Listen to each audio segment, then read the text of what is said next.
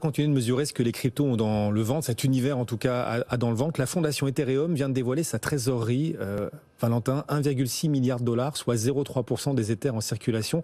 Que peut faire la fondation Ethereum avec cette somme d'1,6 milliard de dollars? À quoi ça va servir? C'est énorme. 1,6 milliard de dollars, c'est énorme. D'ailleurs, on a pu voir dans ce rapport qu'il y a aussi 300 millions de dollars qui ne sont pas des crypto-monnaies. Pour une fondation qui est dans les cryptos, c'était assez amusant à noter. Globalement, la fondation Ethereum ne possède pas Ethereum. C'est ça qu'il faut bien comprendre. Ethereum, c'est une monnaie décentralisée, une crypto-monnaie décentralisée. Donc, elles n'ont pas la main sur cette blockchain pour l'arrêter ou autre. Par contre, elles ont un enjeu. L'enjeu premier de la fondation Ethereum, c'est de porter des nouveaux sujets, c'est de discuter sur des enjeux de sécurité.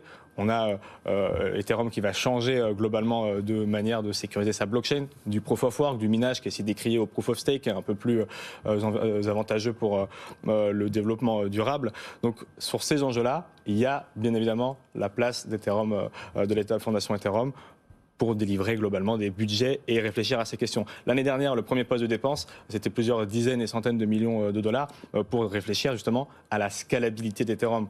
C'est une crypto-monnaie, c'est une blockchain qui peut faire 15 transactions par seconde. Ça ne sera peut-être pas suffisant si on veut révolutionner le monde.